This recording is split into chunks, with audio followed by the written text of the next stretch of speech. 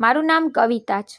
હું મારા ગામની સૌથી વધુ ભણેલી ગણેલી અને સુંદર છોકરી હતી, અને એ જ પહેલી છોકરી જેને સરકારી નોકરી મળી. હું ટીચર બની ગઈ હતી અને મારો પગાર 70,000 હતો. આ વાતથી મને બહુ ખુશી હતી, કારણ કે સરકારી નોકરી મેળવવી સરળ નહોતી હોતી. જેવી મારી નોકરી લાગી, મારા લગ્નની વાતો શરૂ થઈ ગઈ. અમારા ઘરની આર્થિક સ્થિતિ પહેલાંથી જ સારી હતી, પણ હવે મારા માટે ઘણા બધા માંગા આવવા લાગ્યા. એવા લોકો પણ સંબંધ લઈને આવવા લાગ્યા જે પહેલાં અમને જોતા પણ નહોતા. હું મારા જ ખાનદાનમાં લગ્ન કરવા નહોતી માંગતી, તેથી મેં મારા માતા પિતાને સાફ કહી દીધું કે હું બહાર લગ્ન કરીશ. પહેલાં મારા કાકાએ ના પાડી, પણ હવે જ્યારે મારી નોકરી લાગી ગઈ તો તેમણે પોતાના દીકરાનું માંગું મોકલ્યું, જેનાથી મારો નિર્ણય વધુ મક્કમ થઈ ગયો. મારા માતા પિતાએ મારી વાત માની લીધી અને બહાર સંબંધો જોવાનું શરૂ કરી દીધું. એ દિવસોમાં મારા દિલમાં એક અજીબ પ્રકારનો સુકૂન પણ હતો અને થોડી બેચેની પણ. સુકૂન એ વાતોનો કે મેં મારા જીવનમાં કંઈક હાસિલ કર્યું છે, અને બેચેની એ વાતની કે હવે મારા જીવનનો એક નવો તબક્કો શરૂ થવાનો છે. હું રોજ સ્કૂલ જતી, બાળકોને ભણાવતી અને પોતાની જાત પર ગર્વ અનુભવતી, પણ સાથે જ મારા મનમાં એ સવાલ પણ રહેતો કે શું મારો થનારો પતિ મારી મહેનત અને મારી ઓળખની કદર કરશે કે નહીં. ઘરમાં દરરોજ કોઈને કોઈ માંગાની વાત થતી રહેતી.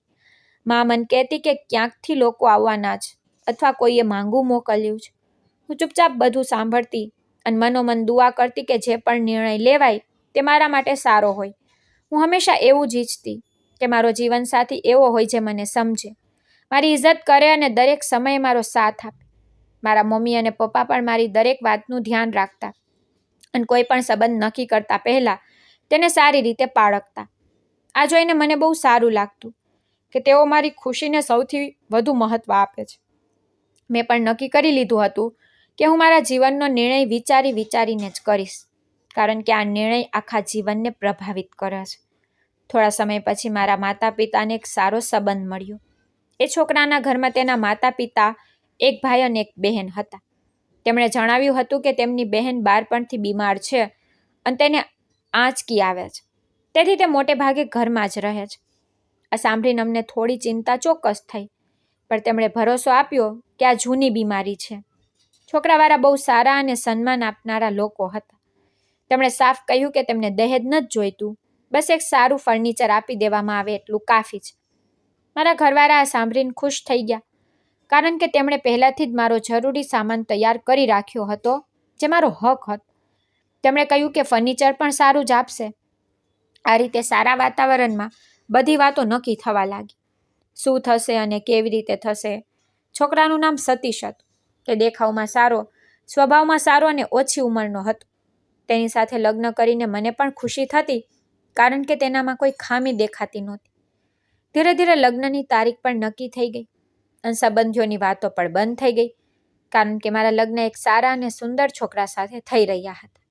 પહેલાં એકવાર મારી ફોઈએ પણ મારા માટે એક માંગું બતાવ્યું હતું અને એ વાતનો અહેસાન જતાવ્યો કે તેમની પોતાની દીકરીઓ પણ લગ્ન લાયક છે. છતાં તેમણે મારા વિશે વિચાર્યું અને માંગું મોકલ્યું. તેમણે કહ્યું કે એકવાર જોઈ તો લો. જ્યારે અમે એ સંબંધ વિશે થોડી તપાસ કરી તો માલુમ પડ્યું કે માણસની ઉંમર 40 વર્ષ છે. આ સાંભળીને મારા પપ્પા બહુ દુઃખી થઈ ગયા અને રડવા લાગ્યા. તેમણે કહ્યું કે મારી આટલી નાની ઉંમરની દીકરી માટે આટલો મોટો છોકરો કેવી રીતે ઠીક હોઈ શકે. તેની સરખામણીમાં સતીશ મારી જ ઉંમરનો હતો અને તે એક પ્રાઇવેટ કંપનીમાં નોકરી કરતો. અમને લાગ્યું કે તેની સાથે મારું જીવન સારી રીતે પસાર થઈ શકે છે, તેથી મારા લગ્ન સતીશ સાથે કરી દેવામાં આવ્યા અને હું મારા નવા ઘરે આવી ગઈ. એ દિવસ મારા જીવનનો બહુ ખાસ દિવસ હતો. જ્યારે હું દુલ્હન બનીને મારા ઘરેથી વિદાય થઈ રહી હતી, ત્યારે મારી આંખોમાં આંસુ હતા, પણ દિલમાં નવા જીવનની આશા પણ હતી. જ્યારે હું સાસરે પહોંચી ત્યારે બધા લોકો મારા માટે નવા અને અજાણ્યા હતા, પણ બધાનો વ્યવહાર બહુ પ્રેમભર્યો હતો. મારી સાસુએ મારા માથા પર હાથ મૂક્યો અને મને પ્રેમથી ઘરની અંદર લઈ ગયા. મારો રૂમ બહુ સુંદર રીતે સજાવેલો હતો. દરેક વસ્તુ નવી અને યોગ્ય જગ્યાએ રાખેલી હતી. ધીરે ધીરે રાત થવા લાગી અને મારું દિલ જોરથી ધડકી રહ્યું. હું ચૂપચાપ બેઠી હતી ત્યારે જ દરવાજો ખુલ્યો અને સતીશ અંદર આવ્યો. તેના ચહેરા પર નરમાશ હતી. તેને ધીરેથી દરવાજો બંધ કર્યો અને મારી પાસે બેસી ગયો. તેનો અવાજ બહુ શાંત હતો. તેને પ્રેમથી કહ્યું, તું ચિંતા ન કર, હું તારી સાથે છું. તેના વ્યવહારમાં પૂરેપૂરું સન્માન હતું. તેને મારા પર કોઈ દબાણ ન કર્યું અને એવી કોઈ વાત ન કરી જેનાથી મને ડર લાગે. મેં પહેલી વાર શાંતિનો શ્વાસ લીધો અને મને લાગ્યું કે મારો નિર્ણય સાચો હતો. તેને મારી ભાવનાઓને સમજી અને મારા દિલનો બોજ હળવો કરી દીધો. એ રાત્રે મને અહેસાસ થયો કે જો સાથ આપનાર માણસ સારો હોય ને તો જીવન ખરેખર સુંદર બની જાય છે. તેની વાતો મારા દિલને સ્પર્શી રહી હતી અને હું ધીરે ધીરે આ નવા સંબંધને અપનાવવા લાગી. મને ભરોસો થવા લાગ્યો હતો કે આવનારા દિવસો મારા માટે સરળ હશે અને હું આ ઘરમાં મારી જગ્યા બનાવી લઈશ. લગ્નના બીજા દિવસ સુધી બધા લોકો મારી બહુ સેવા કરી રહ્યા હતા. ખાવા પીવાનું, ચા અને નાસ્તો બધું મને રૂમમાં જ આપવામાં આવતું. હું ચૂપચાપ બેસીને મારા નવા જીવન વિશે વિચારતી રહેતી. પછી તૈયાર થઈને હું મોં દેખાઈની વિધિ માટે બહાર ગઈ. ત્યાં ઘણી સ્ત્રીઓ મારી આસપાસ બેઠી હતી. કોઈ મારા હાથ જોઈ રહ્યું હતું, કોઈ મારો ચહેરો અને કોઈ મને આશીર્વાદ આપી રહ્યું હતું. આ પછી હું પાછી મારા રૂમમાં આવી ગઈ. એમ જ 2-3 દિવસ આરામથી પસાર થઈ ગયા અને બધું ઠીક લાગતું હતું. પણ જ્યારે હું પહેલી વાર બરાબર બહાર નીકળી ત્યારે મેં એવો નજારો જોયો જેને મને અંદરથી હલાવી દીધી. એ મારી નણંદને જોઈ જેને મેં પહેલાં ક્યારેય જોઈ નહોતી અને તે લગ્નમાં પણ આવી નહોતી. તે મારી જ ઉંમરની હતી પણ તેની હાલત બહુ ખરાબ હતી. તે એક ખૂણામાં બેઠી હતી અને તેને સાંકળોથી બાંધવામાં આવી હતી. તેનો ચહેરો દુઃખથી ભરેલો હતો. આંખોની નીચે કાળા કુંડારા હતા અને વાળ વિખરાયેલા હતા. મને જોતાં જ તે ઊભી થઈ અને મારી તરફ આવવા લાગી, જાણે તે કંઈક કહેવા માંગતી હોય અને તેના દિલમાં ઘણી વાતો છુપાયેલી હોય. હું ડરી ગઈ અને ત્યાં જ રોકાઈ ગઈ. પણ સાંકળને કારણે તે મારી પાસે ન આવી શકી. સાંકળનો અવાજ આખા રૂમમાં ગુંજી ઉઠ્યો અને તે રોકાઈ ગઈ. તેની આંખોમાં ઊંડી લાચારી સાફ દેખાઈ રહી હતી. મારી સાસુએ મોટા અવાજે કહ્યું, મિનલ, મેં તને કહ્યું હતું ને તારી ભાભી છે, ચૂપચાપ બેસી જા. આ સાંભળીને તે તરત જ શાંત થઈ ગઈ અને એક તરફ જઈને બેસી ગઈ, જાણે તેને દરેક વાત માનવાની આદત હોય. પછી મારી સાસુએ મારી તરફ જોયું અને પ્રેમથી બોલી, બેટા, આ ઊભી પણ થઈ જાય તો કોઈ વાંધો નહીં. આ કંઈ નથી કરતી, પણ અમે તેને એટલે બાંધીને રાખીએ છીએ કે ક્યાંક કંઈક ખોટું ન કરી બેસે. ગભરાતી નહીં, આ અમારી જ દીકરી છે, બસ તેની કિસ્મત ખરાબ છે. હું ધીરે તેની પાસે જઈને બેઠી અને તેની આંખોમાં જોયું. તેની આંખોમાં અજીબ ડર હતો, જાણે તે મારાથી પણ ડરી રહી હોય. મેં પ્રેમથી પૂછ્યું, કેમ છે? પણ તેને કંઈ ન કહ્યું, બસ ચૂપચાપ મને જોતી રહી. આ જોઈને મારા મનમાં ડર બેસી ગયો, કારણ કે મને એવા લોકોથી ડર લાગતો જેમની હાલત ઠીક ન હોય. હું વિચારવા લાગી, ખબર નહીં ક્યારે શું થઈ જાય. પણ તે સાંકળથી બંધાયેલી હતી તેથી હું ત્યાં બેસી રહી. થોડીવાર પછી હું મારા રૂમમાં આવી ગઈ, પણ મનની બેચેની ખતમ ન થઈ. પછી મેં મારી સાસુને પૂછ્યું કે જો તેની હાલત આટલી ખરાબ છે તો તેની સારવાર કેમ નથી કરાવતા? મારી સાસુએ ઊંડો શ્વાસ લેતા કહ્યું, કરાવીએ છીએ બેટા, તેની દવાઓ પણ ચાલી રહી છે, પણ કોઈ ફાયદો નથી થઈ રહ્યો. પછી તે થોડીવાર ચૂપ રહી અને બોલી, આ પહેલાં બહુ સુંદર અને પ્યારી હતી, પણ બાળપણમાં જ કોઈની ખરાબ નજર લાગી ગઈ કે કોઈએ આના પર જાદુ કરી દીધું, ત્યારે જ આની હાલત આવી થઈ ગઈ. આ સાંભળીને મારું દિલ દુઃખથી ભરાઈ ગયું. મેં ધીરેથી કહ્યું, ભગવાન તેને ઠીક કરે અને તેને સારું જીવન આપે. મારી સાસુએ પણ ધીમા અવાજે કહ્યું, હા બેટા, હવે આપણે શું કરી શકીએ? હું મારા રૂમમાં આવીને ઘણીવાર સુધી તેના વિશે જ વિચારતી રહી. તેની આંખોનો ડર, તેની ખામોશી વારંવાર મારા મનમાં ઘૂમી રહ્યા હતા, જાણે તે કંઈક કહેવા માંગતી હોય પણ તે કહી શકતી ન હોય. પછીથી મને ખબર પડી કે મિનલને બહાર નીકળવા દેવામાં આવતી નહોતી. તેને રૂમની અંદર સાંકળથી બાંધીને રાખવામાં આવતી હતી. તે દિવસે કદાચ તેને નવડાવવા માટે બહાર લાવવામાં આવી હતી. રૂમમાં એક બારી હતી, તેમાંથી તેને ખાવાનું અને પાણી આપવામાં આવતું હતું. જ્યારે પણ હું એ બારી પાસેથી પસાર થતી ત્યારે અંદરથી સાંકળનો હળવો અવાજ સંભળાતો અને ક્યારેક એવું લાગતું જાણે કોઈ ધીરેથી દિવાલ પર હાથ મારી રહ્યું હોય. આ બધું જોઈને મને બહુ ગુંગરામણ અનુભવાતી હતી અને મનમાં સવાલો ઉઠતો હતો કે કોઈ આવી જિંદગી કેવી રીતે જીવી શકે. આ એક અજીબ કેદ હતી જેમાં શ્વાસ લેવો પણ મુશ્કેલ હતો. પરંતુ મારી પાસે આ વાતો વિશે વધુ વિચારવાનો સમય નહોતો, કારણ કે મારી પોતાની જિંદગી પણ એક નક્કી કરેલી રીતે ચાલી રહી હતી. મારી સરકારી નોકરી હતી અને તેમાં જ મારો આખો દિવસ નીકળી જતો. ઘરથી સ્કૂલ બહુ દૂર નહોતી. સવારની ઠંડી હવામાં જ્યારે હું તૈયાર થઈને બહાર નીકળતી ત્યારે સતીશ દરવાજે મારી રાહ જોતો હતો અને મને પોતાની સાથે સ્કૂલે મૂકવા જતો. રસ્તામાં સૂરજ ધીરે ધીરે ઉગતો હોય, રસ્તા પર હળવી ચહલ પહલ હોય અને અમે બંને ક્યારેક ચૂપ રહેતા તો ક્યારેક ધીરે ધીરે વાતો કરતા આગળ વધતા હતા. બપોરે તે પોતાની ઓફિસેથી પાછા ફરતી વખતે મને સાથે લઈ આવતો હતો. આ દરમિયાન અમે વાતો કરતા, ક્યારેક હસતા, ક્યારેક તે મને પોતાની ઓફિસની વાતો કહેતો અને ક્યારેક હું સ્કૂલના બાળકોની વાતો તેને સંભળાવતી. ક્યારેક તે રસ્તામાં ગાડી રોકી દેતો. અમે ઉતરીને આઈસ્ક્રીમ ખાઈ લેતા અથવા કોઈ નાની દુકાન પર બેસીને ચા પી લેતા. ક્યારેક અમે બજાર પણ જતા, જ્યાં વસ્તુઓ જોતા જોતા સમયની ખબર જ ન પડતી. એ પળોમાં મને મારી જિંદગી બહુ હળવી અને ખુશ લાગતી. ઘરે પાછા ફરીને મને સુકૂન મળી જતું. મારી સાસુ રોજ જમવાનું બનાવીને રાખતી અને આખા ઘરમાં ખાવાની સરસ સુગંધ ફેલાઈ જતી. મારા સસરા પોતાના કામમાં વ્યસ્ત રહેતા. અમે બધા મળીને જમતા, પછી થોડી વાર પછી ચા પીતા અને પોતપોતાના રૂમમાં આરામ કરવા જતા રહેતા. બપોરનો સમય બહુ શાંત હતો, જેનાથી શરીર અને મન બંનેને આરામ મળતો. સાંજ પડતાં જ હું રસોડામાં લાગી જતી. લોટ બાંધતી, ચૂલા પર રોટલીઓ બનાવતી, શાક તૈયાર કરતી, વાસણ સાફ કરતી. દરેક બીજા દિવસે માટે બધું બરાબર ગોઠવી દેતી. આ બધું કરતાં થાક તો લાગતો, પણ દિલમાં સુકૂન રહેતું કે હું મારા ઘરની જવાબદારી સારી રીતે નિભાવી રહી છું. રાત્રે અમે બધા ફરી સાથે બેસીને જમતા અને ધીરે ધીરે બધા પોતાના રૂમમાં જતા રહેતા, જેનાથી ઘરમાં શાંતિ છવાઈ જતી. હું સવાર થતાં પહેલાં જ ઉઠી જતી, નાસ્તો બનાવતી, બધાને ખવડાવતી અને પછી પોતે તૈયાર થઈને સ્કૂલે જતી રહેતી. સાંજથી સવાર સુધીના મોટા ભાગના કામ હું જ કરતી, જ્યારે દિવસ દરમિયાન મારી સાસુ બાકીના કામ સંભાળી લેતી. અમારી વચ્ચે ક્યારેય કોઈ ઝઘડો કે મન દુઃખ થયું નહોતું. બધું બહુ સારી રીતે ચાલી રહ્યું હતું. સતીશ અવારનવાર કહેતો કે તેના મા બાપ બહુ સારા છે અને કોઈની બાબતમાં દખલ નથી આપતા. તેની આ વાત સાંભળીને મને પણ લાગતું કે ખરેખર મારી જિંદગી સરળ છે અને બધું ઠીક ચાલી રહ્યું છે. પણ છતાંય મિનલની બંધાયેલી જિંદગી મારા મનમાં એક ચૂપચાપ સવાલ બનીને રહી જતી. એક દિવસ મારી સાસુ મારા રૂમમાં આવ્યા. પહેલાં તેમણે દરવાજે ઊભા રહીને જોયું કે સતીશ અંદર છે કે નહીં. મેં જણાવ્યું કે તે તેના મિત્રને મળવા ગયા છે. એ દિવસે રજા હતી, તેથી ઘરમાં શાંતિ હતી. તે અંદર આવ્યા અને મારી સામે બેસી ગયા.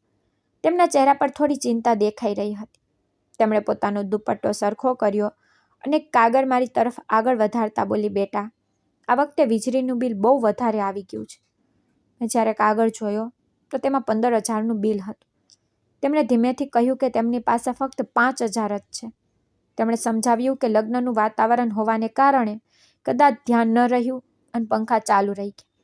તેમણે એ પણ કહ્યું કે જ્યારે લોકો બીજાના ઘરે આવે છે ત્યારે આટલું ધ્યાન નથી રાખતા અને વળી આપણા દેશમાં વીજળી બહુ મોંઘી થઈ ગઈ છે. પછી થોડીવાર ચૂપ રહ્યા બાદ બોલી, જો હું સતીશ પાસે વધુ પૈસા માંગીશ ને તો તે પરેશાન થઈ જશે. તેની પાસે વધુ પૈસા ન પણ હોય અને તે નારાજ પણ થઈ શકે છે. જો તારી પાસે હોય તો તું આપી દે ને. મેં તેમની તરફ જોયું. તે પહેલી વાર મારી પાસે કંઈક માંગી રહ્યા હતા. તેમની આંખોમાં સંકોચ પણ હતો અને આશા પણ. મેં તરત જ મારા પર્સમાંથી 10,000 કાઢીને તેમના હાથમાં મૂકી દીધા અને કહ્યું, તમે રાખી લો. તેમના ચહેરા પર તરત જ રાહત આવી ગઈ. તેમણે પૈસા લેતા કહ્યું, બેટા, સતીશને આ વાત ન કહેતી. તે કહેશે કે મારી પત્ની પાસેથી પૈસા કેમ લીધા. તે તને બહુ પ્રેમ કરે છે ને ગુસ્સે થઈ જશે. આ સાંભળીને મને બહુ સારું લાગ્યું કે મારો પતિ ખરેખર મને બહુ પ્રેમ કરે છે. મેં હસીને કહ્યું કે હું તેમને નહીં કહું. તે ખુશ થઈને રૂમમાંથી બહાર ગયા. બીજા દિવસે બિલ પણ જમા થઈ ગયું અને મેં આ વાતને ત્યાં જ પૂરી સમજી લીધી. 2 દિવસ પછી સાંજે અમારા મમ્મી પપ્પાના ઘરે જવાનું હતું. હું તૈયાર થઈને બહાર આવી તો મને લાગ્યું કે ખાલી હાથે જવું ઠીક નથી. હવે અમારા લગ્ન થઈ ચૂક્યા હતા અને પોતાનું ઘર પણ હતું. તેથી મેં સતીશને કહ્યું કે રસ્તામાં 2 કિલો સફરજન લઈ લે અને તે દરવાજા પાસે મોટરસાઇકલ સાથે ઊભો હતો. તેને કહ્યું કે તું અહીં જ બેસ, હું હમણાં જ લઈને આવું છું.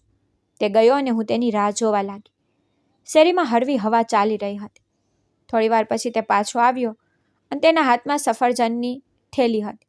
હું ખુશ થઈ ગઈ, પણ જ્યારે તેને થેલી ખોલી તો તેમાં સફરજનની જગ્યાએ કેળા હતા. મેં નવાઈ પામીને પૂછ્યું કે સફરજન કેમ ન લાવ્યા? સામે તો સારા સફરજન હતા. તેને હસીને કહ્યું કે સફરજન 500ના કિલો હતા તો 2 કિલોના 1,000 થઈ જાત ને. તેથી તે કેળા લઈ આવ્યો જે 200ના ડઝન હતા અને 400માં કામ પતી ગયું. મેં ધીરેથી કહ્યું કે મારા ઘરે કોઈ પણ કેળા શોખથી નથી ખાતું. તે હસીને બોલ્યો, કંઈ વાંધો નહીં, તેમને કહી દેજે કે કેળાનો મિલ્કશેક બનાવી લે. એનાથી સ્વાસ્થ્ય પણ સારું રહેશે અને સ્વાદ પણ આવશે. તેની વાત સાંભળીને હું ચૂપ થઈ ગઈ. તે હસતા મોટરસાયકલ સ્ટાર્ટ કરીને મારા ઘર તરફ ચાલવા માંડ્યો અને હું તેની પાછળ બેસીને એ જ વિચારતી રહી કે જો તે 1000ના સફરજન લઈ આવ્યો હોત તો શું ફેર પડી જાત. પછી મેં મારી જાતને સમજાવ્યું કે કદાચ હું જ ખોટું વિચારી રહી છું અને આટલી નાની વાતોને દિલ પર ન લેવી જોઈએ. પણ છતાંય મનમાં થોડી ખચકાટ તો રહી ગઈ ને. જ્યારે સાસરે મારો પહેલો પગાર આવ્યો ત્યારે હું બહુ ખુશ થઈ અને વિચાર્યું કે આ ખુશીમાં બધા માટે કંઈક ભેટ લેવી જોઈએ. હું બજાર ગઈ અને ધ્યાનથી જોઈને બધા માટે એક સૂટ ખરીદ્યો.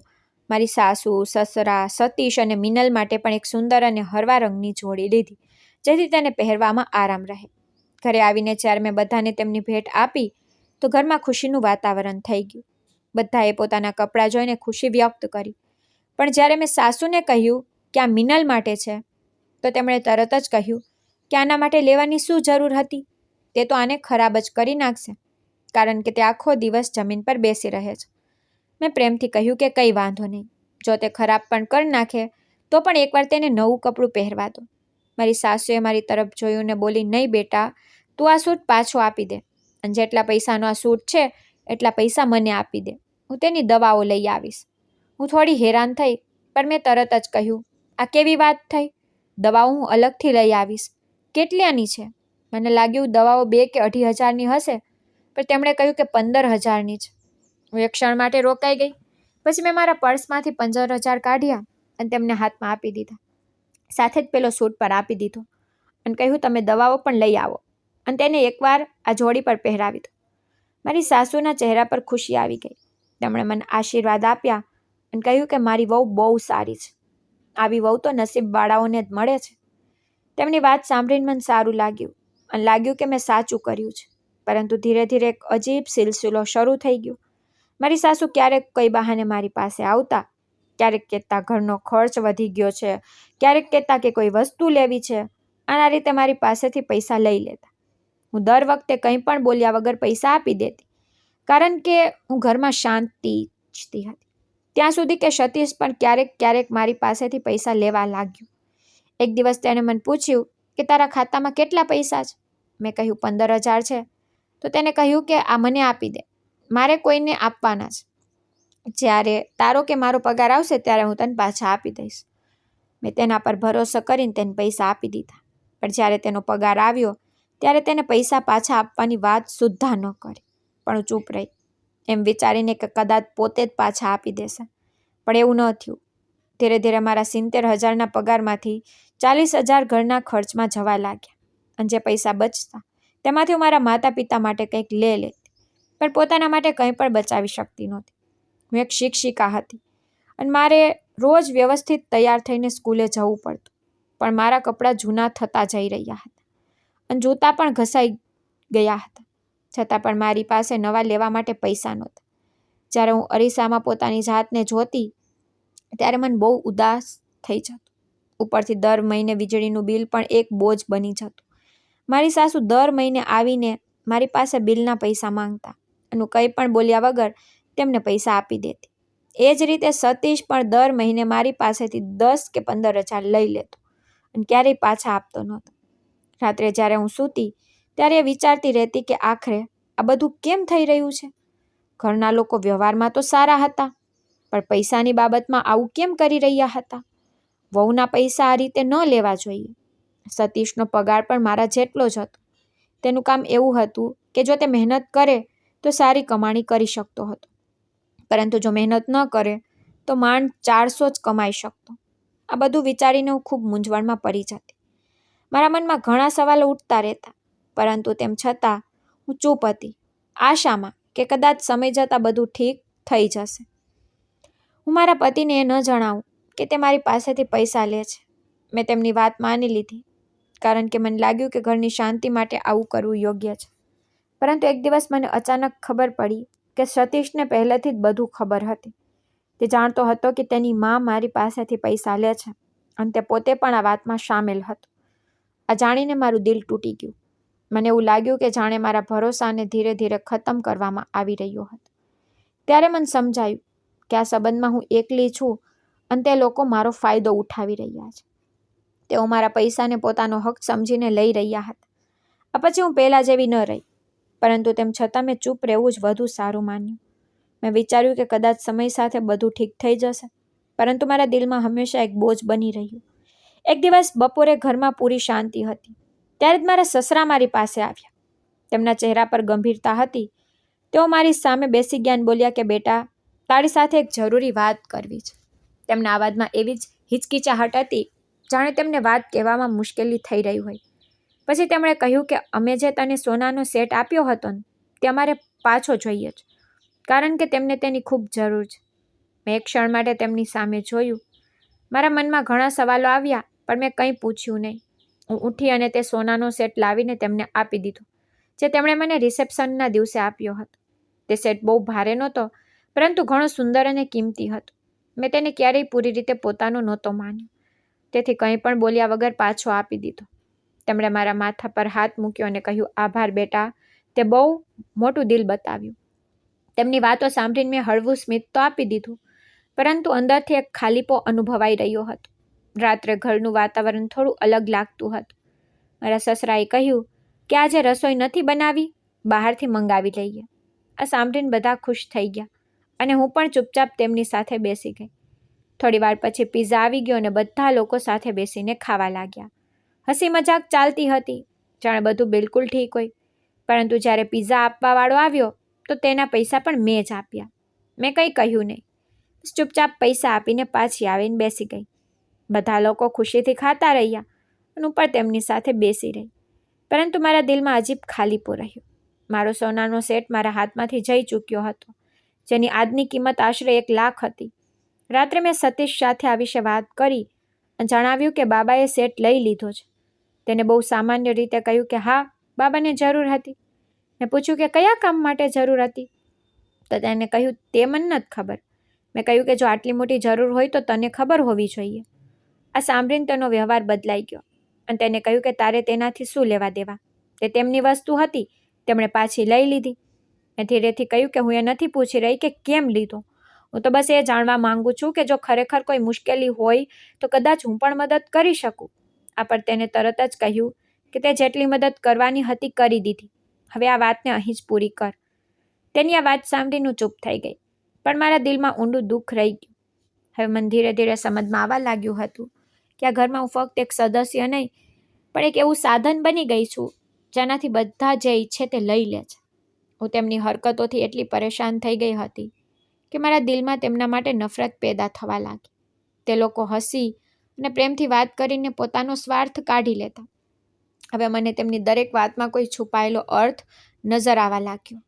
એવું લાગતું હતું જાણે દરેક સ્મિત પાછળ કોઈ મકસદ છુપાયેલો હોય. મારો પતિ પણ હવે મને એવો જ લાગવા માંડ્યો હતો.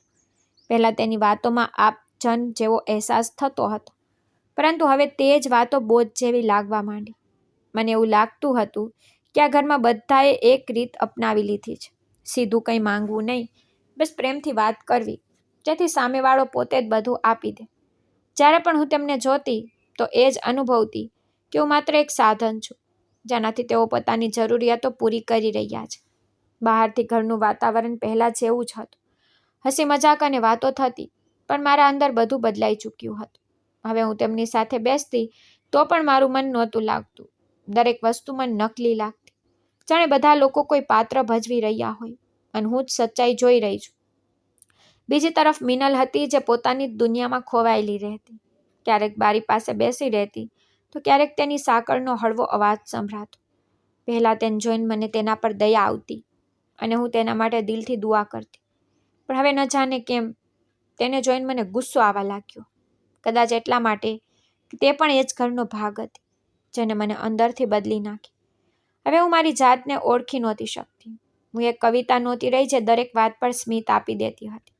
હવે મારા દિલમાં માત્ર બોજ, ખામોશી અને એક ઊંડો દર્દ હતો, જે દરરોજ વધતો જતો હતો. ઘણીવાર મન થતું કે હું બધાની સામે ઊભા રહીને સાફ સાફ કહી દઉં કે હવે બહુ થયું, પણ પછી એ વિચારીને અટકી જતી કે જો મેં કંઈ કહ્યું તો તે લોકો પોતાને નિર્દોષ સાબિત કરી દેશે અને કહેશે કે તેમણે મારા પર ક્યારેય કોઈ દબાણ નથી નાખ્યું. હું મારી મરજીથી બધું કરું છું. બહારના લોકોને પણ એવું જ લાગશે કે બધું ઠીક છે, કોઈ જોર જબરદસ્તી નથી. પછી ભૂલ મારી જ માનવામાં આવશે. હું એવી પરિસ્થિતિમાં ફસાઈ ગઈ હતી કે ના તો હું ખુલીને મારી વાત કહી શકતી હતી અને ના તો ચૂપ રહીને સુકૂન મળી રહ્યું હતું. મારા અંદર દરેક સમયે એક લડાઈ ચાલી રહી હતી. દિલ કહેતું હતું કે પોતાના હક માટે અવાજ ઉઠાવવો જોઈએ, પણ મગજ ડરાવતું હતું કે તેનાથી પરિસ્થિતિ વધુ ખરાબ થઈ જશે અને ભૂલ પણ મારા પર જ આવશે. દર રાત્રે હું આ જ વાતો વિચારતા વિચારતા સૂઈ જતી અને દર સવારે એ જ મૂંઝવણ ફરી શરૂ થઈ જતી. હવે ખરેખર મને સમજ નહોતું પડતું કે હું શું કરું, કારણ કે જિંદગીના મોડ પર દરેક રસ્તો મુશ્કેલ લાગતો અને દરેક નિર્ણય મને વધુ ગૂંચવી રહ્યો હતો. એક દિવસ ઘરના બધા લોકો એક લગ્નમાં જવાની તૈયારી કરી રહ્યા હતા. ઘરમાં ભાગદોડનું વાતાવરણ હતું. કોઈ કપડાને લઈને પરેશાન હતું તો કોઈ સમયની ચિંતા કરી રહ્યું હતું. અને કહેવામાં આવ્યું કે મિનલ માટે જમવાનું બારી પાસે રાખી દેજો. મેં હામાં માથું હલાવ્યું. જતાં જતાં તેમણે મને એ પણ કહ્યું કે ગાડીનું ભાડું પણ હું જ આપી દઉં, તેઓ પછીથી જોઈ લેશે. આ સાંભળીને મને બહુ ગુસ્સો આવ્યો, પણ હું ચૂપ રહી અને પૈસા આપી દીધા. તેમના ગયા પછી ઘર એકદમ શાંત થઈ ગયું. હું રસોડામાં ઊભી વાસણ ધોતી હતી અને તેમની વાતો મારા મગજમાં ઘૂમી રહી હતી. મારું મન બહુ ભારે હતું. હું વિચારી રહી હતી કે આખરે મારી સાથે જ આવું કેમ થઈ રહ્યું છે અને બધી જવાબદારી મારા પર જ કેમ આવી રહી છે. પછી મેં મારી જાતને સંભાળી અને મિનલ માટે જમવાનું લઈને તે રૂમ તરફ ગઈ જ્યાં તેને બંધ કરીને રાખવામાં આવતી હતી. ત્યાં એ જ બારી હતી જ્યાંથી તેને જમવાનું આપવામાં આવતું હતું. મેં જમવાનું બારી પાસે રાખ્યું અને જેવી તેને અવાજ આપી તો પહેલી વાર તેનો બહુ નબળો અને તૂટેલો અવાજ સંભળાયો. તેને કહ્યું, મન ખોલી નાખ, તારી મોટી મહેરબાની થશે. આ સાંભળીને હું પૂરી રીતે હેરાન થઈ ગઈ, કારણ કે જ્યારથી હું આ ઘરમાં આવી હતી મેં તેને ક્યારેય બોલતા જ સાંભળી નહોતી. મેં તેને પૂછ્યું, શું તું બોલી શકે છે? તેને ફરીથી ધીમા અવાજમાં કહ્યું, મન ખોલી નાખ પ્લીઝ. તેના અવાજમાં બહુ દર્દ હતું અને તેની આંખોમાં આશા સાફ દેખાઈ રહી હતી. મેં ડરતા ડરતા કહ્યું કે હું તેને નથી ખોલી શકતી. જો કોઈ ખોટું થઈ ગયું તો હું શું કરીશ? આ સાંભળતા જ તે રડવા લાગી અને ફરીથી બોલી, બસ એકવાર મન ખોલી નાખ. તેની લાચારી જોઈને મારું દિલ કાપી ગયું. હું ધીરે ધીરે તેની પાસે ગઈ અને સાંકળને જોઈ. તે કાફી મજબૂત હતી અને મારા હાથ પણ કાપી રહ્યા હતા, પણ તેમ છતાં મેં હિંમત કરીને તેને ખોલી નાખી. જેવી તે આઝાદ થઈ તરત જ મારા પગમાં પડી ગઈ અને રડતા રડતા બોલી, તારો સામાન ઉઠાવ, નહીંથી ચાલી જા. હું આ સાંભળીને વધુ હેરાન થઈ ગઈ અને મેં પૂછ્યું, શું મતલબ?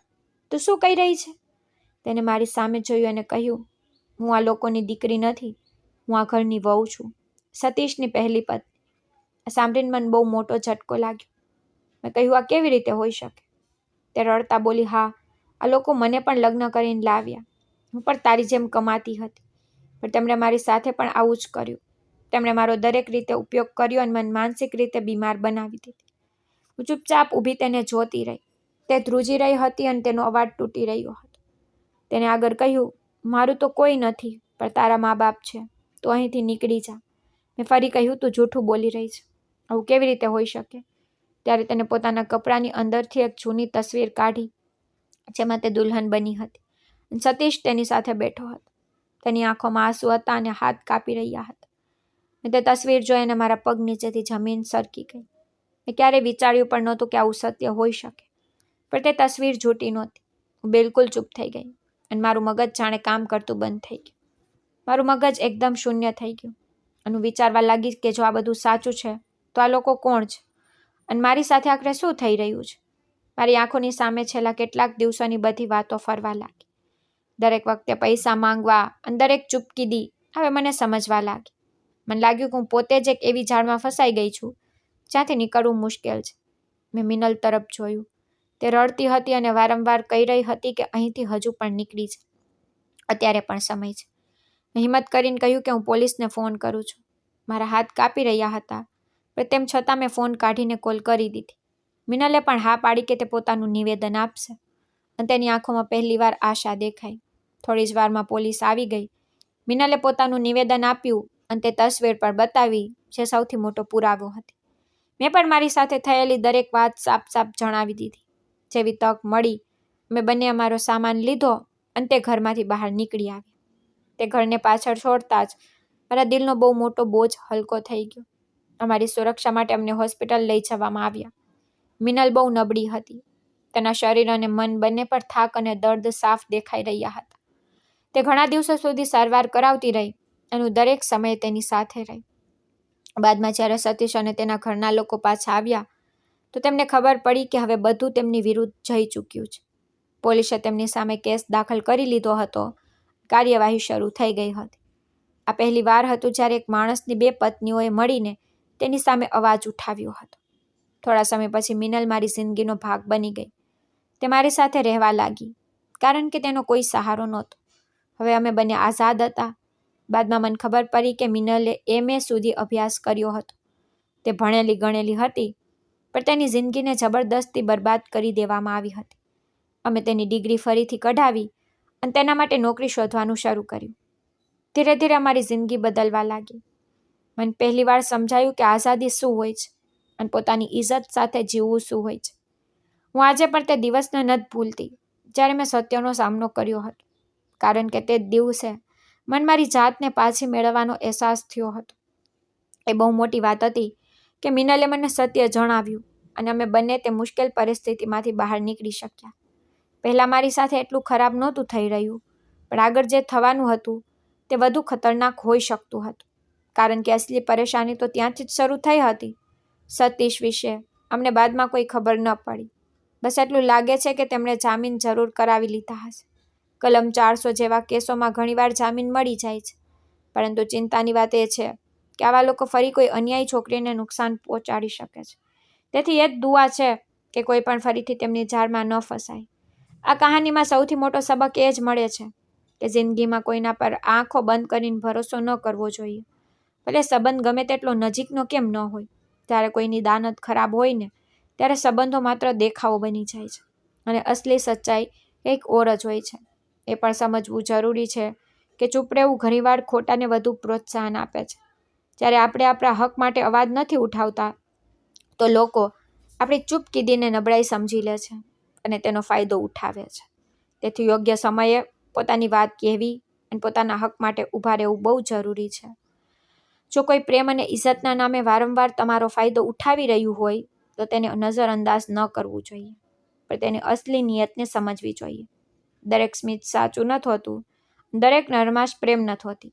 માણસની સૌથી મોટી તાકાત તેની સમજ અને સાચા નિર્ણયો લેવાની ક્ષમતા હોય છે. જો આપણે માત્ર લાગણીઓમાં વહીને નિર્ણયો લઈએ છીએ, તો ઘણીવાર ખોટો રસ્તો પસંદ કરી લઈએ છીએ. પણ જ્યારે આપણે શાંતિથી વિચારીએ છીએ, તો મોટામાં મોટો દગો પણ સમજી શકીએ છીએ. ભણતરનો સાચો અર્થ માત્ર નોકરી મેળવવો નથી, પણ સાચા અને ખોટા વચ્ચેનો તફાવત સમજવો અને ખોટાની સામે અવાજ ઉઠાવવાની હિંમત રાખવી એ છે. ભલે પરિસ્થિતિ ગમે તેટલી મુશ્કેલ કેમ ન હોય. સમાજમાં કેટલાક લોકો બીજાની નબળાઈ અને ભરોસાનો ફાયદો ઉઠાવે છે. તેથી દરેક માણસે પોતાના નિર્ણયો પોતે લેવા જોઈએ. દરેક કોઈના કહેવા પર પોતાની આખી જિંદગી ન છોડી દેવી જોઈએ. સત્યનો સામનો કરવો મુશ્કેલ જરૂર હોય છે, પણ એ જ સત્ય માણસને આઝાદી આપે છે અને એ જ આઝાદીમાં સાચું સુકૂન મળે છે. માણસ ભલે ગમે તેટલી પરેશાનીઓમાંથી પસાર થાય, જો તે સત્યનો સાથ આપે તો તે પોતાની જિંદગી ફરીથી બહેતર બનાવી શકે છે. મુશ્કેલ સમયમાં જો કોઈ એક પણ માણસ સાથે ઊભો રહી જાય તો તે આખી જિંદગી બદલી શકે છે. ઘણીવાર અજાણ્યા લોકો પણ પોતાના બની જાય છે અને સાચા સંબંધોની ઓળખ થઈ જાય છે. અંતમાં એ જ દુઆ છે કે ભગવાન દરેક દીકરીના નસીબ સારા કરે, તેને સારા લોકો મળે, કોઈની પણ સાથે એવું ખરાબ ન થાય જેવું મિનલ સાથે થયું કે મારી સાથે થઈ શકતું હતું. તમે બધા પણ અમારા માટે દુઆ કરજો. તો મિત્રો, આ હતી આજની કહાની. આ કહાની વિશે તમારો શું અભિપ્રાય છે એ કોમેન્ટ બોક્સમાં જરૂર જણાવજો. જો તમને આ કહાની પસંદ આવી હોય તો વિડીયોને લાઇક કરજો અને અમારી ચેનલને સબસ્ક્રાઈબ કરજો અને બેલ આઇકન પર ક્લિક કરીને તેને ઓલ પર સેટ કરજો, જેથી તમને નવા વિડીયોની સૂચના તરત જ મળી જાય. ધન્યવાદ.